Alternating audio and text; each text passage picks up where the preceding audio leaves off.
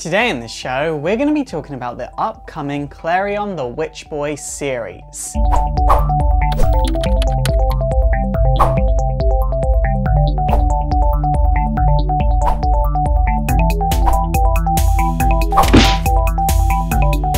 Two things before we get started, guys. First off, I'm sorry there wasn't a history video last week. There is a bit of a story behind that.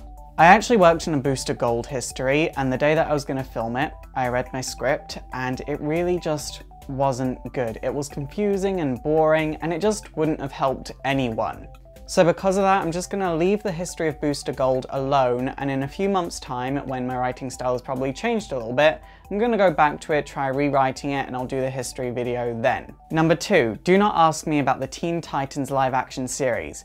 I've got nothing positive to say about it, and I do not want to be standing here spouting out negativity. I would appreciate it if you guys would just drop the topic there and not press it any further. Seriously, I don't want to talk about it, so I'm not going to. So Klarion, he was a character that was created by Jack Kirby, and when I heard about this series, I was initially very excited because not many people, even in comics, really know who Klarion is. And then I saw his design and I was less than excited. I think this is because I just really liked Puritan Klarion by Grant Morrison so much that any other design in my mind just isn't gonna work anymore. But then I decided, no, that's not fair. There are lots of characters where I absolutely hate their design, but love the character. So I'm just gonna go ahead and read the series. There are still a few behind the scenes issues for me though, like this series is being written by the current writer of Catwoman, and although that writer is leaving Catwoman very soon, I haven't enjoyed Catwoman in quite a while.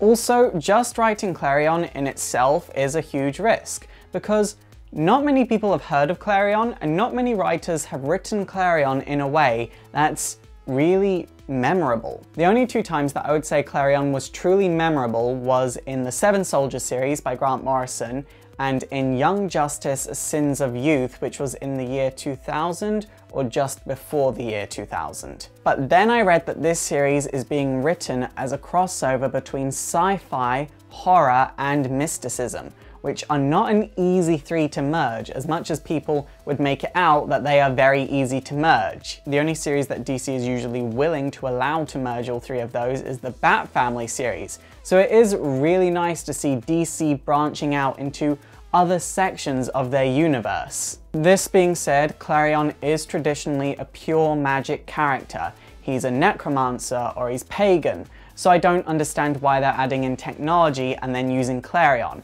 Why didn't they just create a totally new character?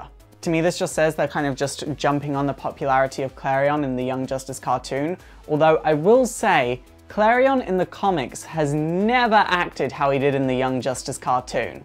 So I do feel like that if this is an attempt to sort of jump on a new audience, it's not exactly gonna work because they're expecting a Klarion from Young Justice experience, and they're not gonna get that. However, from a business standpoint, I can understand why they would use Klarion's name. He's an obscure character that has yet to be utilized in the New 52, and he's got popularity. It makes total sense to use him and sort of reimagine him. I don't know, I'm clearly very conflicted about this situation. There's a lot of positives and a lot of negatives, and I really don't know how I feel. Another thing that's not inherently bad, but it does kind of annoy me, they're setting the series in Gotham. It's like DC has got it into their minds that if a series is going to be dark, if it's not Justice League dark, it has to be set in Gotham, which really is getting really irritating. I just want one series, just one, that is set somewhere like Oregon. You could put this series in Portland and it would work. In Toronto, in San Francisco, somewhere that's not Gotham City. I don't understand why they would choose to use Gotham when they're doing a magic technology crossover. Like, magic allows the writer to really just go crazy and have fun. So by using an under-established city, it would just make more sense because the writer could literally do anything. But when a character is put in Gotham, the writer has to limit themselves because they cannot cause plot holes in the Batman mythos. The final thing that I found very interesting about this series is that apparently the power of music is going to be a huge factor in this series. Now this is a huge risk because obviously you can't hear music in comics like you can hear music in video games or in movies. Apparently Klarion is also going to cross over with Zatanna, the Spectre, and the Demon, which is very exciting because Klarion first appeared in Jack Kirby's original run of the Demon. All in all, I really do hope for the best for this series because I have no real solid opinions on it at this point because there are lots of things that I like and lots of things that I don't like and lots of things that are worrying me. So I really just can't have a solid opinion. I always want every single series to be my new favourite thing. Like, I never go into a series against it. And this series has Klarion, magic, sci-fi, and horror. It's got the setup to be my new favourite thing. So I can't wait. It's super effective! Okay guys, that is it for today. How do you feel about the upcoming Klarion series?